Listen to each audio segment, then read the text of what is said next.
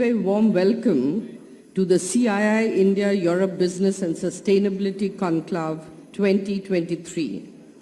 This is the opening of this conclave, the inaugural session, and for this we have with us our Dr. S. Jaishankar, Honorable Minister of External Affairs, His Excellency Mr. Lars Løkke Rasmussen, Minister of Foreign Affairs, Kingdom of Denmark, His Excellency Mr. Jan Lipavsky, Minister of Foreign Affairs, the Czech Republic.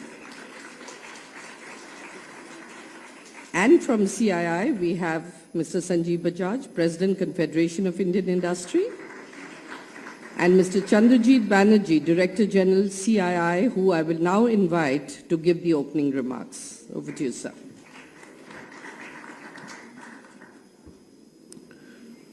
Dr. S. Jaishankar, the Honorable Minister for External Affairs of the Government of India, His Excellency Mr. Lars Løkke Rasmussen, the Minister for Foreign Affairs of Denmark, His Excellency Jan Lipavsky, the Minister for Foreign Affairs of the Czech Republic, Sanjeev Bajaj, the President of CII, High Commissioners, Ambassadors, Ministers, Excellencies, very distinguished ladies and gentlemen, a very good afternoon, and in partnership and under the leadership of our Minister of External Affairs and in partnership with the Ministry of External Affairs, this conclave is the India-Europe Business and Sustainability Conclave, and we are indeed most delighted to host this. It's great to have such a phenomenal presence from across Europe and of course from India, both the official and the government and the business delegation. I'd like to first extend a very, very special welcome to our chief guest of this session, Dr. S. Jaishankar, the Honorable Minister of External Affairs. His dynamism, his knowledge, his experience has really won India many friends across the world, and because of his extremely rich and varied experience he has, that his inputs, especially to the business community, has also led us to really work very deeply and engage with many of you and many other parts of the globe. And it's been always a great pleasure and an honor to have him in our midst to get his thoughts and inputs as to how we can, in fact, deepen our business links. And in this conclave, which is focused on business and sustainability, we have such eminent people also from the business who are pretty much involved in already from India into Europe, and many of you companies who have come from Europe already engaged in India. Some of you are household names, some of you are pretty much well invested here. I'd also like to welcome especially His Excellency the Foreign Minister of Denmark for his presence, and we had a lovely session earlier in the morning, and it's an honor to take forward the close ties that our Honorable Prime Minister, when he visited Denmark, and he had a business delegation along with him, and those ties have got renewed pretty much today once again. Also welcome His Excellency the Foreign Minister of the Czech Republic, and we are honored to have you to really once again with us, and the Czech Republic has been a very important economic partner for India. Honorable Ministers, ladies and gentlemen, we are indeed very overwhelmed by the tremendous presence of and response that we have received for this India-Europe Summit. We have here today around 450 odd delegates, 200 from India and 250 from 37 countries. However, due to the limited capacity, we didn't expect this type of in-person response. We have really had to go through the registration requests, and we had to restrict numbers. But fortunately, there is a large presence today also online.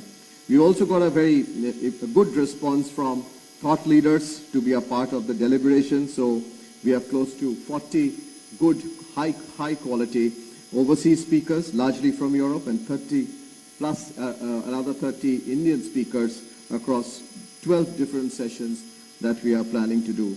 And over the course of the next couple of days, today and tomorrow, we will be exploring a wide range of topics. You've seen the program structure related to sustainability, business, climate, renewable energy, circular economy, to global value chains, and of course, digital transformation. And we'll hear from some of the most innovative and forward-looking thinkers, both from India as well as from Europe. Again, a large number of them from the business community. And we would really like to know from them the opportunities as we go ahead. Confident that this event we will be able to follow up on the leads that we get from here, and which will result in, I'm sure, many more new partnerships. That's what we would work for, new ideas, new solutions. Of course, as we know, all of us, is the year of the presidency of India for the G20, and we are working very closely with our government and on the B20, the Business 20. And today's conclave will really feed us into our work on the B20, which we will take forward with many of the countries present here and many who are not. And we would like to really use that to be, because sustainability, climate is again a very, very important vertical for us also in the B20 system. So with that, ladies and gentlemen, once again, I'd like to welcome our very, very honored and esteemed speakers on the dais, and all of you, ladies and gentlemen, to this inaugural session of a very, very important conclave. Good afternoon, and thank you very much.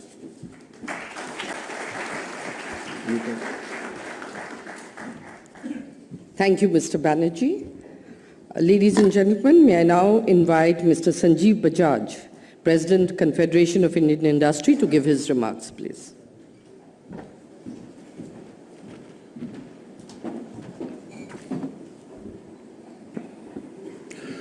Dr. Jaishankar, our Honorable Minister of External Affairs, Excellencies, Mr. Rasmussen, Mr. Lipavsky, Chandrajit, Excellencies of the dais, friends, good afternoon. This conclave comes at a time when the matrix of global equations is rapidly transforming. And while geopolitics is clearly one side of this equation, the other side comprises of multiple shared challenges that, as regions, we must address together.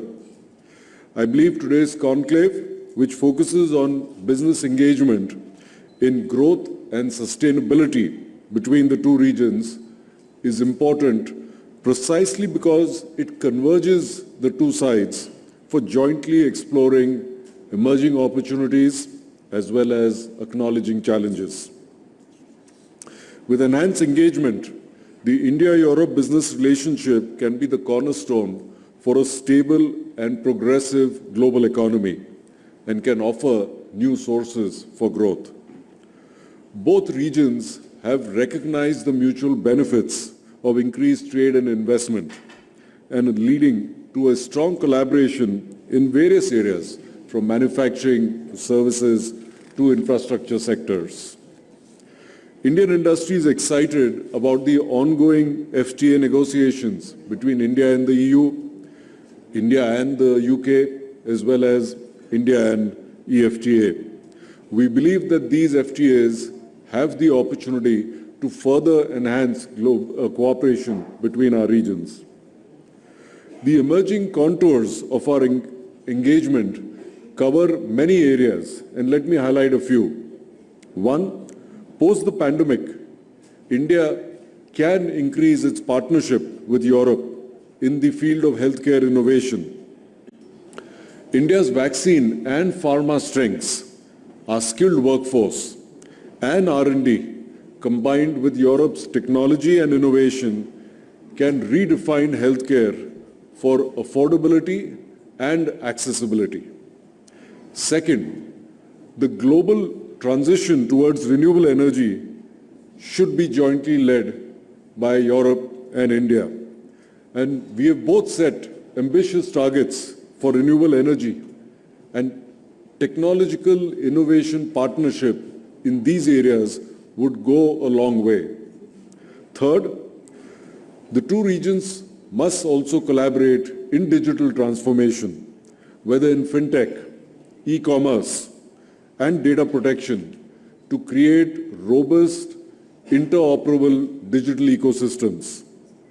Fourth is recycling and the circular economy.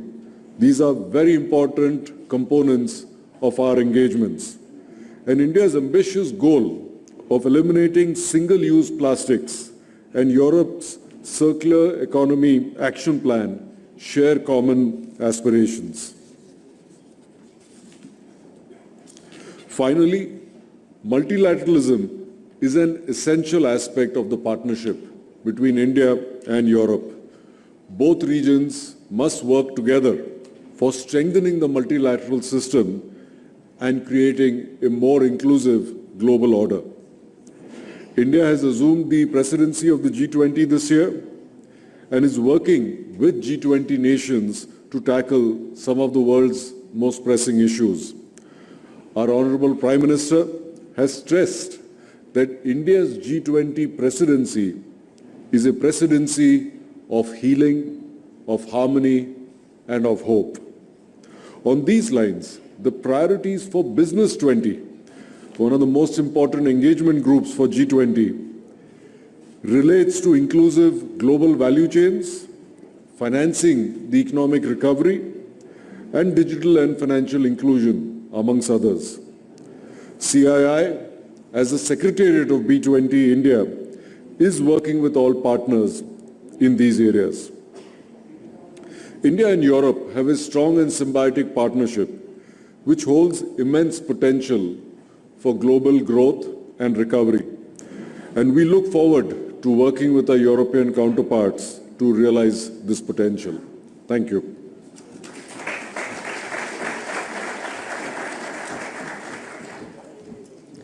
Thank you, Mr. Bajaj.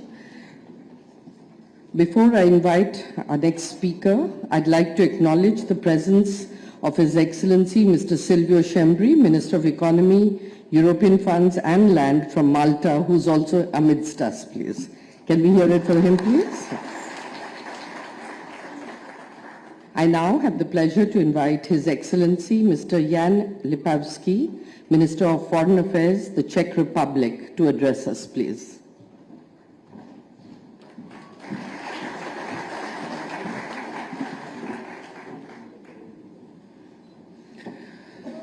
Minister Jan Kajsa, Minister Rasmussen, representative of the Confederation of Indian Industry, ladies and gentlemen.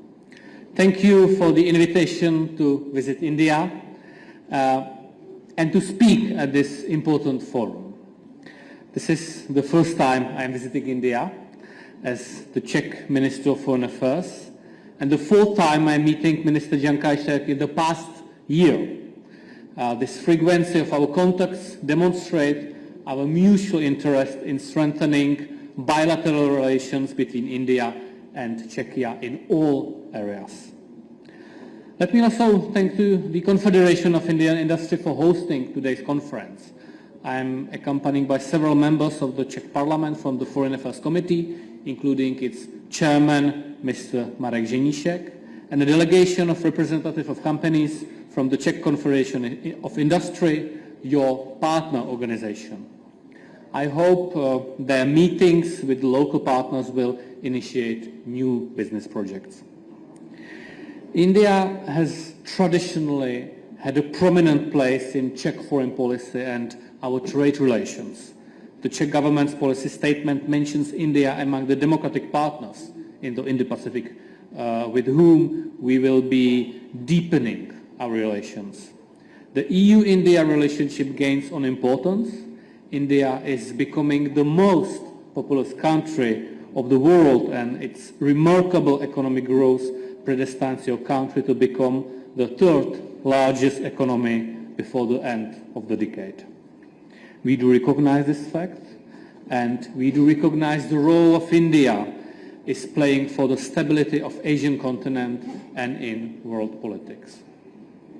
Looking at the topics you will be discussing during this conclave, they have been long-term priorities for the Czech government. They were among the horizontal priorities of the recent Czech presidency in the Council of the European Union, They are part of the Czech Republic's strategy for cooperation with Indo-Pacific, and they relate to the ongoing Czech engagement in the UN Economic and Social Council. Of course, our EU presidency primarily had to address the Russian aggression in Ukraine. The European Union denounced this aggression unanimously and resolutely, and it keeps supporting Ukraine in every way. At the same time, however, we continue working with our Indo-Pacific partners in the important agendas you are to discuss today and tomorrow. Let me touch upon them briefly. Czechia wishes to contribute to the post-COVID recovery in India and in Indo-Pacific region. Our companies have competence in the whole spectrum of solutions in manufacturing and supplying medical devices, in medical technologies, healthcare services, or pharmaceuticals. We see a good potential in cooperating with Indian partners in telemedicine, in microelectronics or optics. The Czech companies have delivered turnkey project in the Indo-Pacific region that serves as a reference. The Czech Academy of Science has a joint project of 6 institutes whose goal is to establish European Center of Excellence in biomedicine and biotechnology.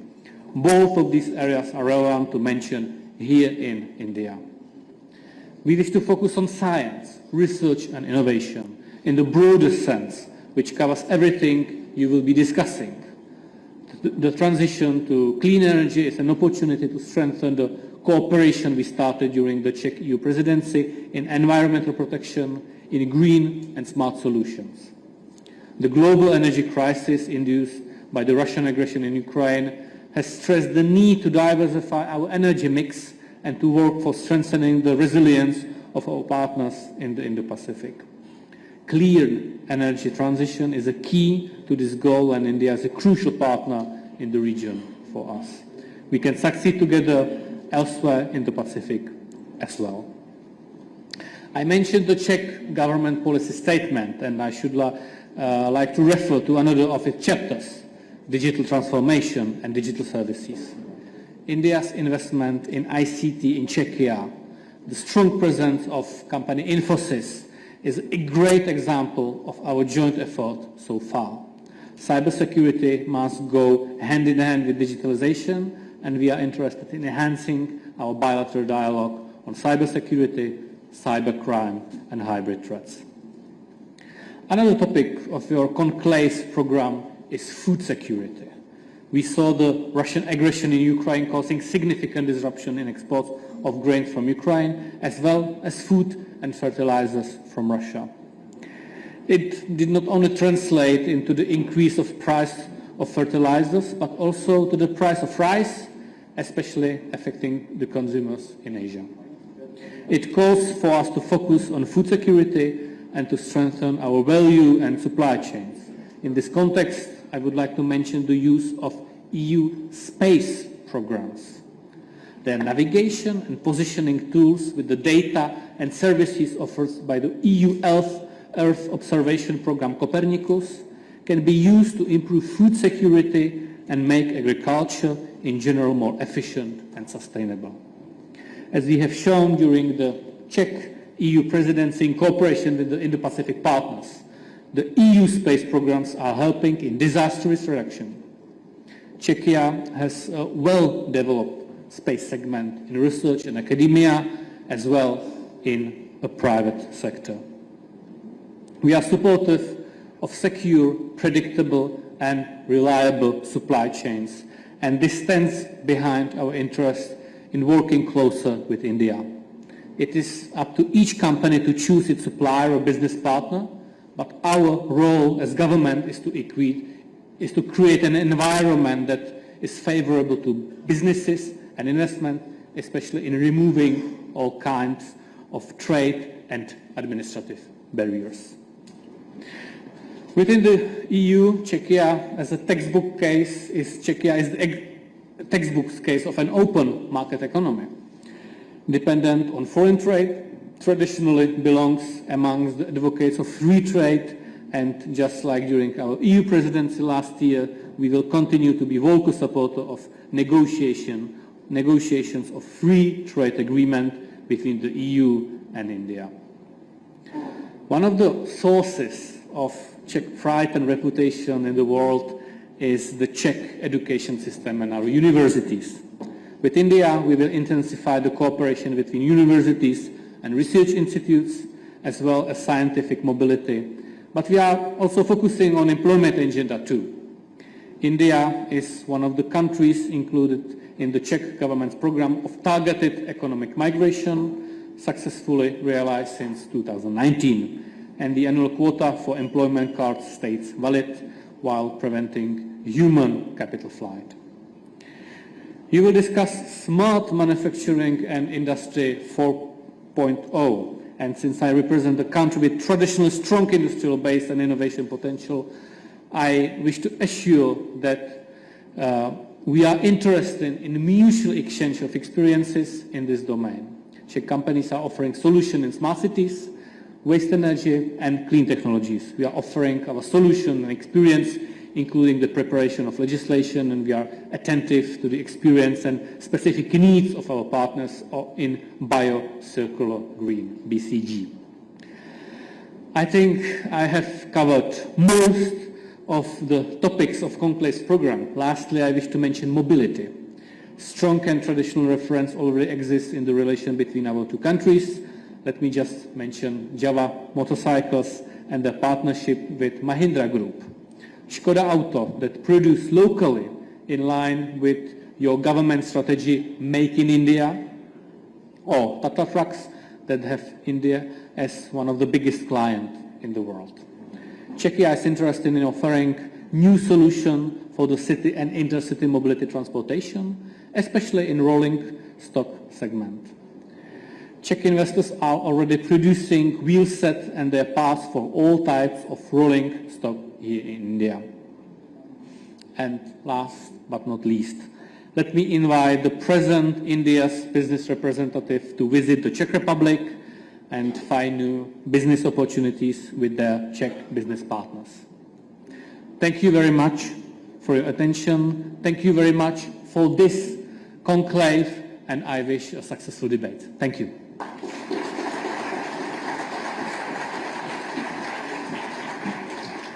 Thank you, Excellency.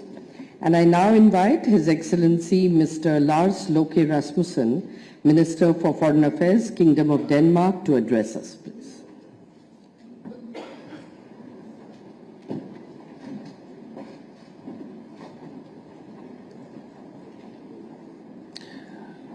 Honorable Minister of External Affairs, Jashakar, good colleague Lipavsky from Czech Republic, Excellencies, ladies and gentlemen.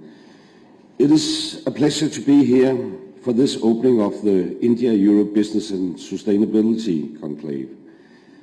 And I must say that I'm deeply impressed with the progress India has made since my last visit in 2019 in my former capacity as Prime Minister of Denmark. Driving around Delhi these last few days, I have seen electric buses, cars, and even electric auto rickshaws, which is a very concrete sign of the sustainable direction in which India is heading. The relationship between Denmark and India is expanding at a rapid pace and with a clear green direction. Our green strategic partnership is an example for others to follow, and the new Danish government is fully committed to it. Its success rests on our shared values and ambitions. We have joined hands in pushing for a sustainable green transformation. Danish skills and green innovative solutions are in demand here in India, and we are proud to partner with India in achieving a greener future with more sustainable growth and green jobs, to the benefit of India, but also, and that is important, to the benefit of the world. Because I have no doubt that India will pave the way for others to follow. Private sector involvement is crucial for a successful green transition. Danish companies are present here today to demonstrate how their skills and solutions can contribute to a greener India. India is increasingly seen as a key partner in Asia, not just in Denmark, but also in Europe more broadly. India's economic growth and rising importance on the world stage is remarkable. India is an important anchor of stability in the Indo-Pacific region and a strong partner in promoting a rules-based order in the region and globally. I want therefore to congratulate you, Minister, on India's impressive G20 presidency. It shows India's growing international importance and readiness to take responsibility for global developments. India's success will be the world's success. Several Indian G20 priorities are also key elements of the Green Strategic Partnership between India and Denmark. And I can assure you that we stand ready to support you in areas where we can make a difference. For a maritime nation like Denmark, freedom of navigation and open shipping routes are a clear shared interest with India. I am pleased that we have agreed to establish an Indo-Danish Center of Excellence on green shipping. A free, open and inclusive Indo-Pacific is not only of geostrategic importance, it is also a requirement for the region to prosper. Green shipping is fueled by green, clean energy, an area where Denmark is a global frontrunner. Connectivity is key, not just between countries but also between people. India and Denmark are working on an agreement on migration and mobility, and we hope to conclude the process in the coming month. And I'm also very pleased that Air India will start flying directly to Copenhagen as of tomorrow. It will be,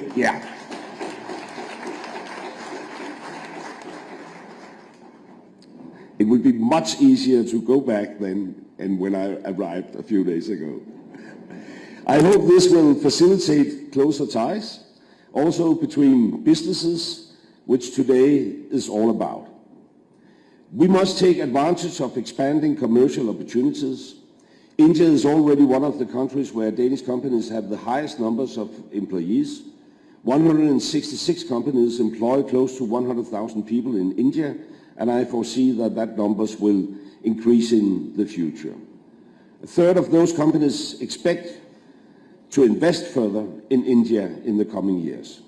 And I think this is a strong testimony to the opportunities Danish companies see in India. The progress India and Denmark have made is impressive, but we want to deepen our partnership even further. Not just between our countries, but also through stronger ties between India and the European Union and the Nordic countries. For that, I also want to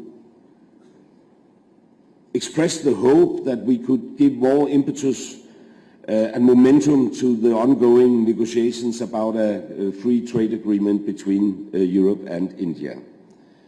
I truly trust our partnership will grow even further in the coming years. I very much look forward to driving this effort. Thank you very much.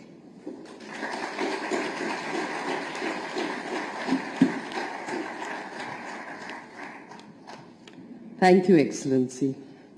Ladies and gentlemen, I now have the pleasure and privilege to invite our chief guest for today, Dr. S. Jaishankar, Honorable Minister of External Affairs, Government of India, to give the inaugural address.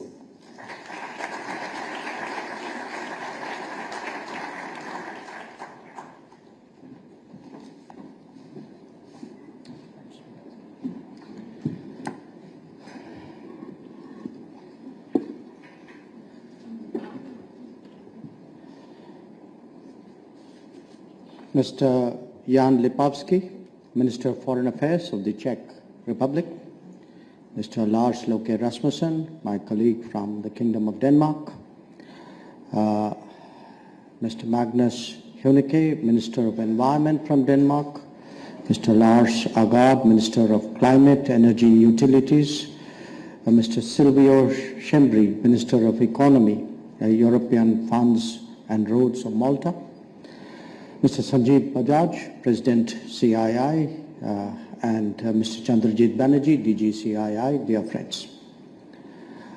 First of all, let me begin by commending the CII, the Confederation of Indian Industry, for conceptualizing and executing this inaugural edition of the India-Europe Business and Sustainability Conclave.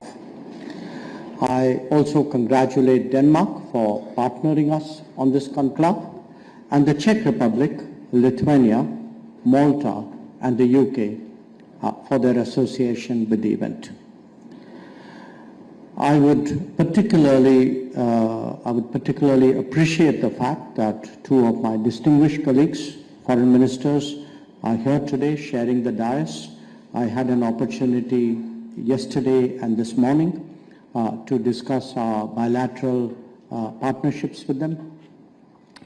And my Czech colleague, Jan, pointed out that we had met 4 times in the recent past. I think part of it is an association I had in my diplomatic career with the Czech Republic. I think there's still a hangover from that. And I was reminding Minister Rasmussen that I actually met him when he was here as Prime Minister, when I was one of you in my corporate capacity. We then discussed how to take the relationship forward, and in the years that have passed, there has actually been very commendable progress. So, Excellencies, ladies and gentlemen, let me emphasize that businesses have a primary role in driving sustainability, and that is why we are all meeting here today. The enabler, however, is the larger partnership and the understanding between India and Europe. India and the European Union believe in a multipolar global order, share a commitment to promoting effective multilateralism, and are increasingly considerate to each other's geopolitical, economic, strategic, and security concerns. Visits and exchanges at the highest level are today a regular feature between India and Europe, including at the Prime Minister's level. I have personally interacted with the foreign ministers of all the 27 EU member states and the High Representative of the European Commission at least once last year. I've also met some of them actually multiple times. A good example was there on the dais. And these interactions have contributed to the resumption of the India-EU FTA negotiations, the India-EU Trade and Technology Council, which we call the TTC, the announcement of that, dialogues in areas of security and defense and human rights, and not least, a jump in bilateral trade. For a sharper focus, we recently announced 3 working groups within the India-EU TTC for strategic cooperation in trade, cooperation in green transition, and cooperation in digital partnership. I'm glad that these 3 pillars are reflected in the agenda of this conclave. Allow me to briefly highlight these 3 imperatives, which will surely sustain our business relations, not just our business relationship, but the overarching partnership between India and large parts of Europe, and indeed the sustainability of the planet itself. So, a few words about trade. The EU is one of India's largest and most important trade partners. Our bilateral trade was in excess of US dollars 115 billion in the financial year 2021-22, which is the highest ever. With the UK and other non-EU countries added, I believe that the number is even greater. Now, we expect the India-EU FTA will be a game changer for the India-EU relationship. We look forward to a mutually beneficial, a mutually advantageous conclusion to the negotiation process within a reasonably short planned timeline.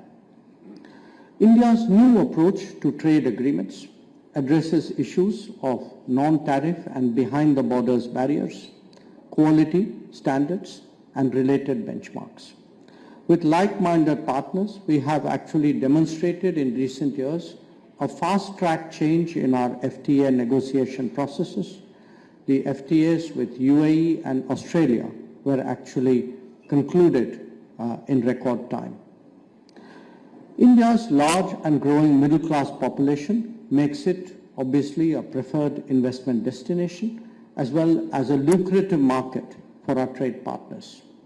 India is expected to be the only major economy to keep growing at well above 6% per annum in the foreseeable future, and thus will remain one of the major growth engines of the world. Now, when it comes to the green transition, clean energy and green transition are central to the India-EU connectivity partnership.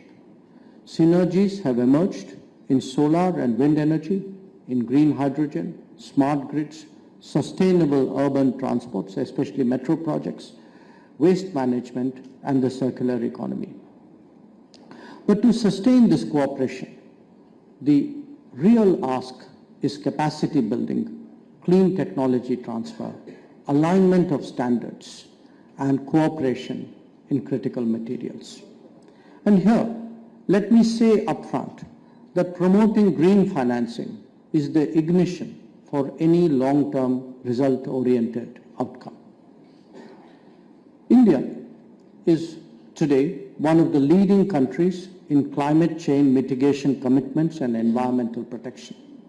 Our low-carbon development strategy lays out the path to a carbon-neutral economy while taking into account specific development goals.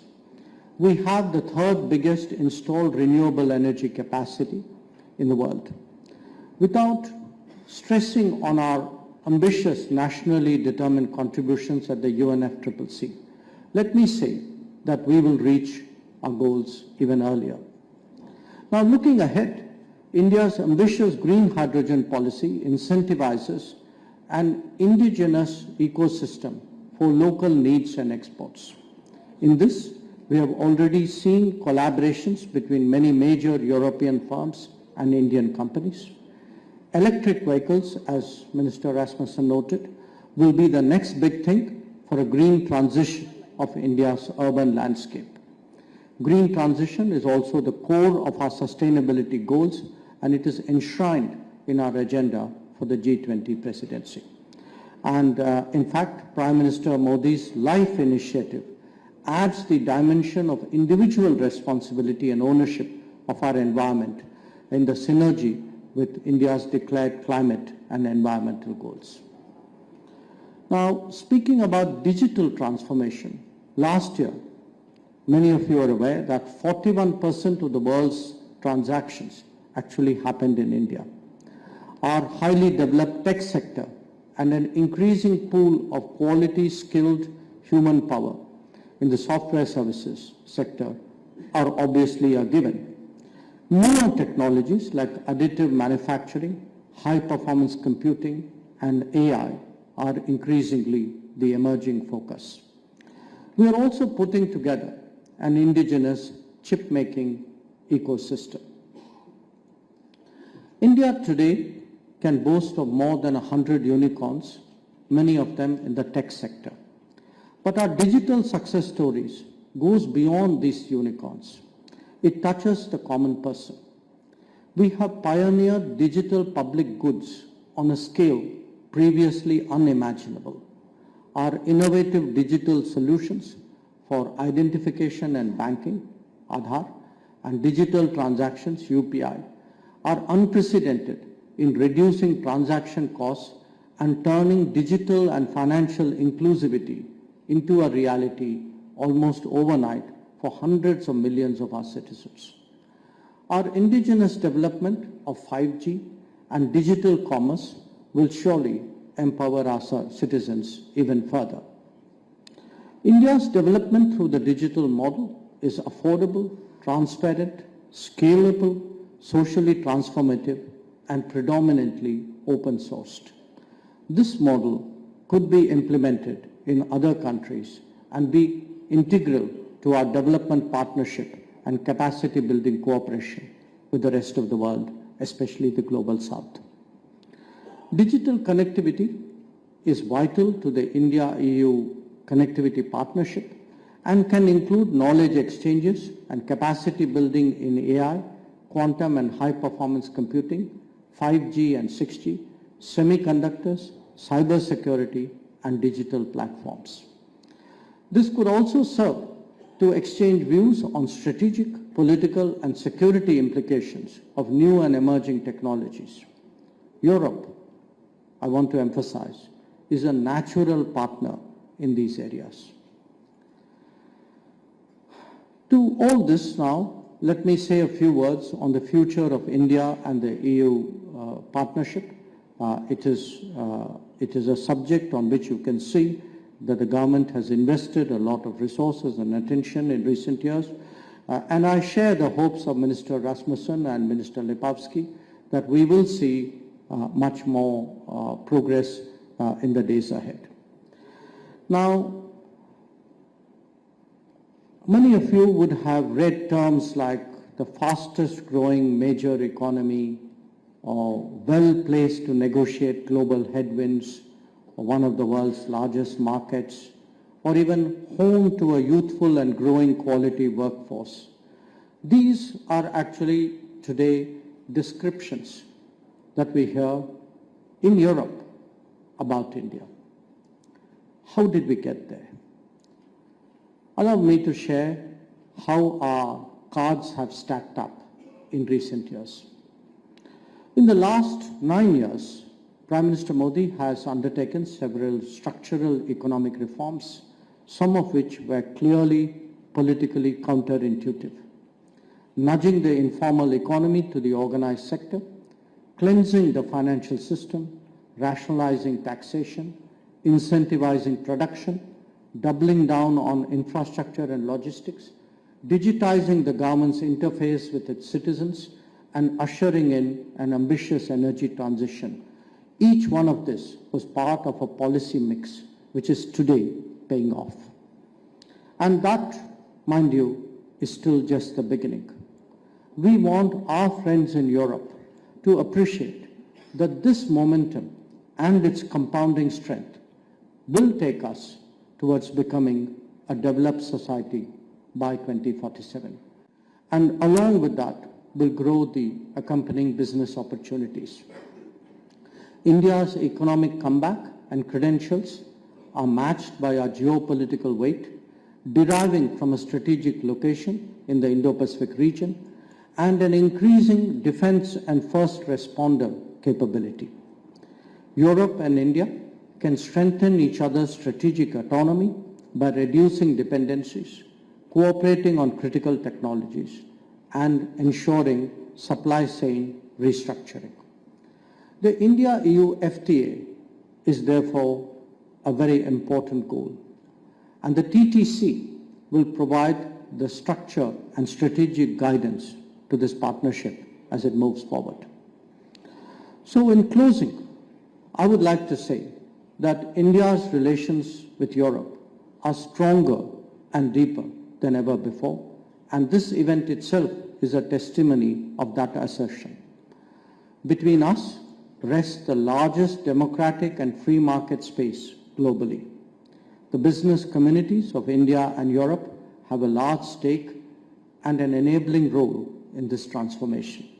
I hope your deliberations will reflect what is at stake here not just for us but for the entire world, and how we can join hands to realize the economic dividends and democratic values that are inherent in our partnership. Thank you for your attention.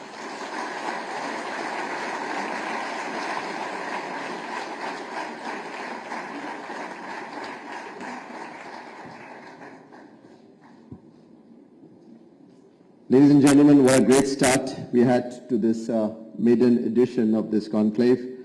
Some very, very critical points on opportunities as well as the type of collaborations that we can look forward to between Europe and India on a subject which is so very important. I'd really like to thank Dr. Jaishankar, our Honorable Minister for External Affairs, for gracing this very important occasion and talk about, amongst many things, the role of business in sustainability and also how the policy frameworks in India is really giving us this opportunity for business as India really walks the path of a green and circular economy. I'd like to also thank our two other very important and distinguished ministers on the dais, Excellency Mr. Lars Rasmussen and also His Excellency Minister Jan Lipavsky, plus also many other ministers who are present here, Minister of Malta, other ministers from Denmark, and many other ministers who are going to join us during the course of the days. It wouldn't have been possible without your presence to make this conclave a really important one. And I'd really like to thank the other business delegations that some of the ministers have brought along, and also other countries which have sent their business delegations. The missions present in Delhi, they have been of great importance to us as we have collaborated together to make this happen. And we are fortunate that Denmark did bring in such a huge delegation, which gave us also our ambassador to come in. I hope such large delegations come in future editions, so that our ambassadors are also able to come in. This, ladies and gentlemen, has been a true collaboration between the government and the industry. As I say that because this conclave has been led by the Ministry of External Affairs and colleagues under Dr. Jaishankar, who have really worked so very much with the business team, the industry team. The CII has been Mr. Sandeep Chakravarti is present here, Mr. Arun Kumar Sahu is also present here, and of course all our missions across Europe. So it's been a great joint venture, if one can say, to see that business from India and Europe, and business and governments and missions across Europe and India, and our government being able to make this happen. We really do look forward to growing this subject as we go along. But very importantly, as I conclude, with my sincere thanks to all the dignitaries, we would pick up the important points that comes up during the course of today, tomorrow, and see that we have a follow-up mechanism and really look forward to greater business-to-business collaboration. With that, ladies and gentlemen, once again, thank you very much for being here, and please do enjoy and participate in the rest of the sessions. Thank you.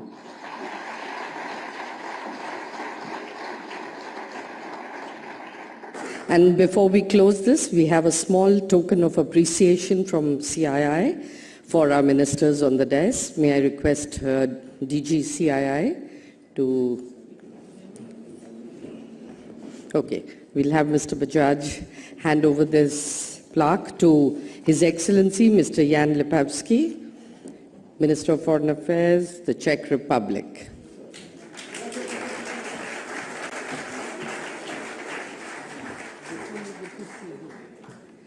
And now may I request DGCII to hand over this plaque to His Excellency Mr. Lars Løkke Rasmussen, Minister for Foreign Affairs, Kingdom of Denmark.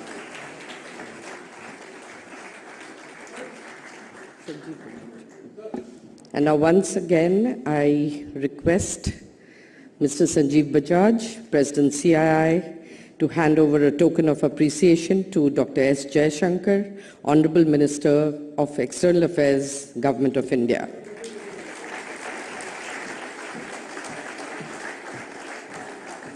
And with that, ladies and gentlemen, we come to a close of this session. We'll break for lunch, and we hope to see you all back here at 3 p.m. for the next session.